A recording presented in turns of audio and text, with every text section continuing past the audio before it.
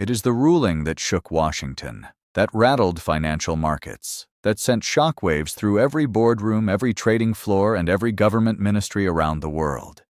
The United States Supreme Court, the highest court in the land, has struck down President Donald Trump's sweeping global tariffs, declared them illegal, ruled them unconstitutional. In a stunning 6-3 decision, the court said plainly, the law Trump used to impose tariffs on virtually every country on earth does not actually give him that power. This is not a minor legal technicality. This is the biggest defeat Donald Trump has suffered at the Supreme Court since returning to the White House. And the consequences for American trade policy, for global markets, for the U.S. economy, and for the balance of power between the President and Congress are enormous. What exactly did the court rule? Why does it matter? What happens to the tariffs now? And what does this mean for the rest of the world? Let's get into it. To understand just how significant this ruling is, we need to understand what Donald Trump was trying to do and how far he went to do it. Tariffs have always been a centerpiece of Trump's economic worldview. The idea is simple: tax foreign goods coming into America, make imported products more expensive, protect American manufacturers, pressure trading partners into better deals. In his first term, Trump used tariffs aggressively, targeting China, steel, aluminum, and other sectors. But in his second term, he went far further than anyone expected, far further than almost any modern American president had ever gone. Using emergency economic powers, specifically a 1977 law called the International Emergency Economic Powers Act, known as IEEPA, Trump imposed sweeping tariffs on virtually all of America's trading partners. Not just China, not just a handful of sectors. He imposed what he called reciprocal tariffs, duties on countries he accused of unfair trade practices. He imposed separate sets of tariffs on Mexico and Canada, framing them as a response to drug trafficking and illegal immigration. And he imposed an aggressive package of tariffs on China that went well beyond anything from his first term. The scale was unprecedented. Businesses scrambled to adjust supply chains. Governments around the world filed formal complaints. Global trade volumes began to shift, and prices, for everything from electronics to clothing to cars, started rising for American consumers.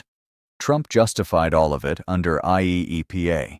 He declared a national economic emergency, and he argued that this emergency gave him the authority to set tariff rates, essentially bypassing Congress on one of its most fundamental constitutional powers. That argument just collapsed in the Supreme Court. Before we get to the ruling itself, let's take a moment to understand the law at the center of all this. IEEPA, the International Emergency Economic Powers Act, was passed by Congress in 1977. It gives the President of the United States broad powers to deal with unusual and extraordinary threats to national security, foreign policy, or the economy, threats that originate from outside the United States. In practice, it has been used for decades to impose sanctions, freeze assets, block financial transactions with hostile governments, and restrict certain types of trade. It is a powerful tool. But here is the key question the court was asked to answer.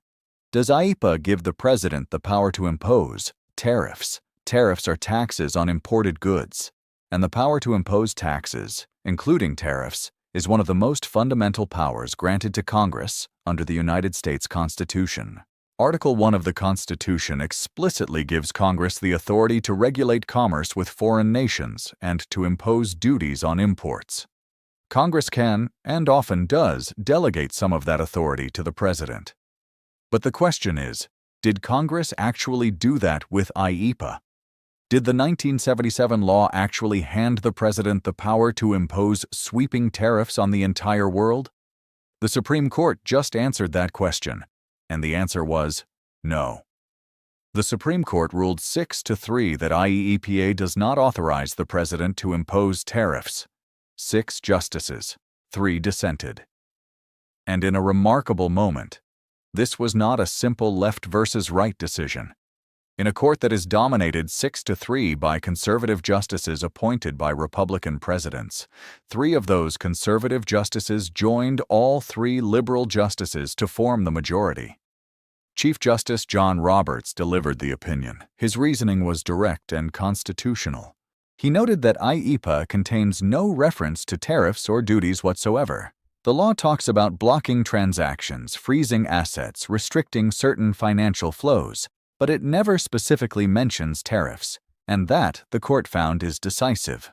Roberts and the majority applied what legal scholars call the major questions doctrine. When a president wants to take an action of enormous economic and political significance, one that affects trillions of dollars in trade and the lives of hundreds of millions of people, Congress must have clearly and explicitly granted that power. You cannot simply infer it. You cannot read it into vague or general language. The court stated plainly, had Congress intended to give the president the distinct and extraordinary power to impose tariffs, it would have said so expressly, just as it has done in other tariff statutes throughout American history. It didn't say that in IEEPA. Therefore, the tariffs imposed under IEEPA are illegal. Now, it is important to note what this ruling does not cover. The court specifically did not strike down sector-specific tariffs Trump imposed through other legal mechanisms, such as duties on steel, aluminum, and certain other goods.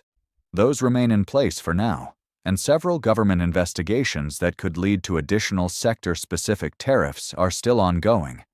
But the sweeping, across-the-board global tariffs, the reciprocal tariffs, the emergency tariffs on Mexico, Canada, and China justified under IEEPA, those are now illegal. 3 justices dissented, and their reasoning is worth understanding.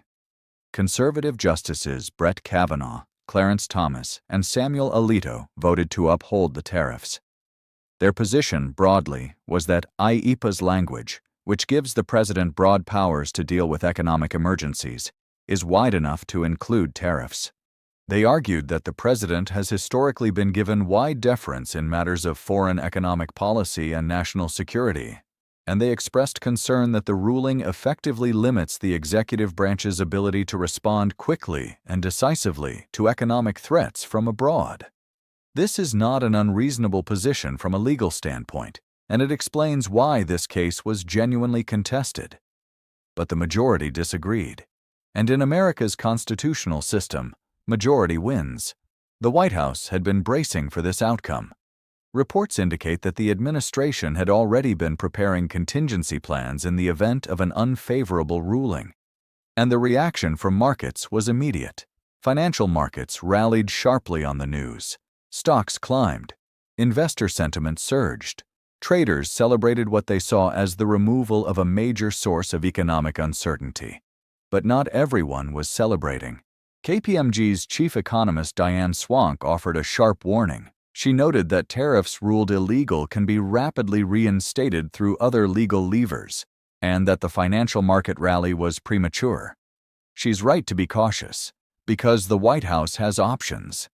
The administration could go to Congress and ask for explicit tariff authority. It could invoke different legal statutes, such as Section 232 for national security tariffs, or Section 301 for trade practice violations, to reimpose some of the same duties through different legal pathways. It could negotiate new trade agreements that include tariff provisions, or it could attempt to reframe the emergency declarations in ways that might survive future legal scrutiny.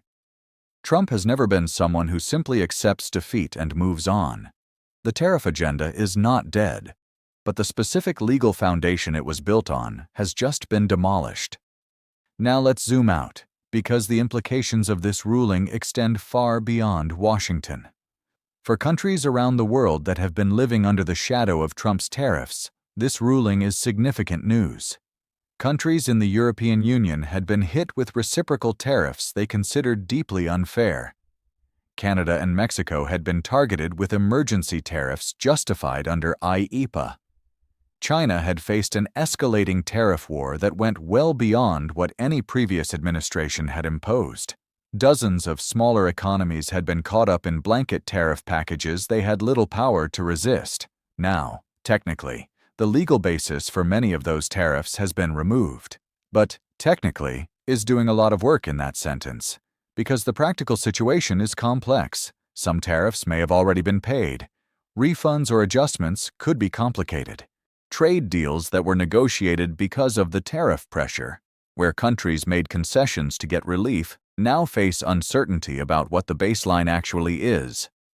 And the business investment decisions that companies made, reshoring manufacturing, shifting supply chains, relocating factories, don't reverse overnight just because a court ruling changed the legal landscape.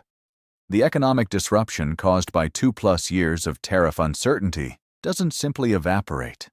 Still, for countries looking to export to the United States, this ruling opens doors that had been slammed shut. And for American consumers and businesses that import goods, it could eventually mean lower prices and more stable supply chains. Eventually, if the tariffs actually come down, which, as we discussed, is not guaranteed. Beyond trade policy, this ruling carries enormous constitutional significance.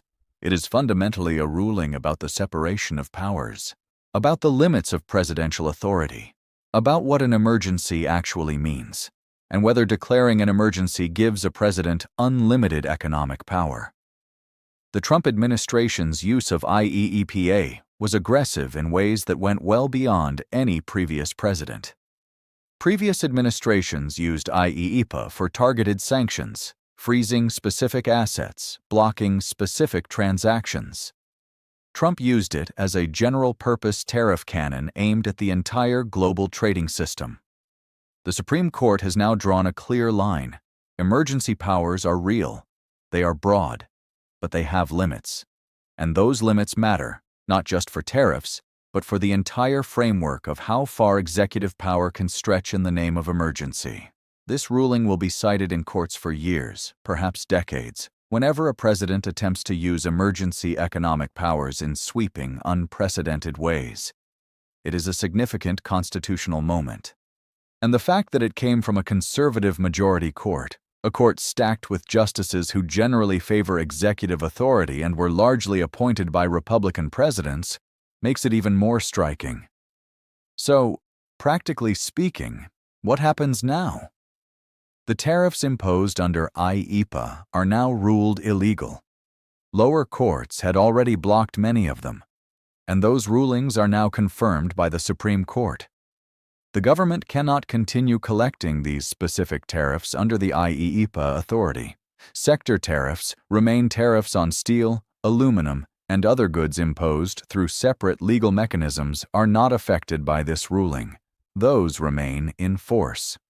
The White House response. The administration will almost certainly look for alternative legal pathways to reimpose similar duties. Expect announcements about new investigations, new national security justifications, or congressional proposals in the weeks ahead. Congressional action. Congress could move to explicitly grant the president tariff authority, effectively legislating what the court said IEEPA didn't provide. Whether that passes depends entirely on the political dynamics in Congress.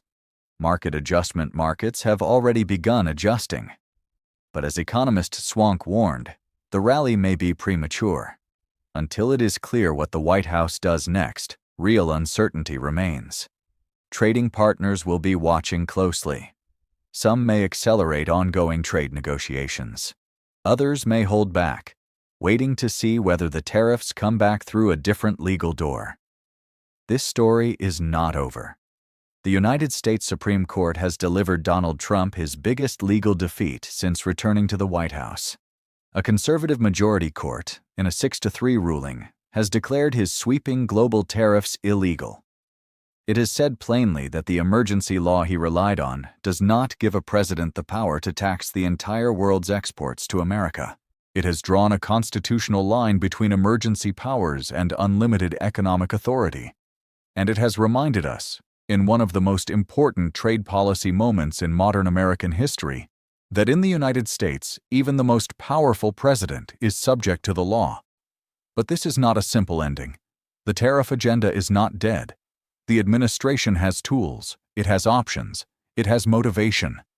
And the global trade system, already shaken by years of uncertainty, still has a long road to stability. What comes next will depend on the White House, on Congress, on trading partners, and on the courts. The world is watching, and so are we. Thank you for watching today's video. If this analysis was valuable to you, please like, share, and subscribe. We will keep following this story and every major development shaping the global economy and the balance of power. Stay informed, stay critical, and we will see you in the next one.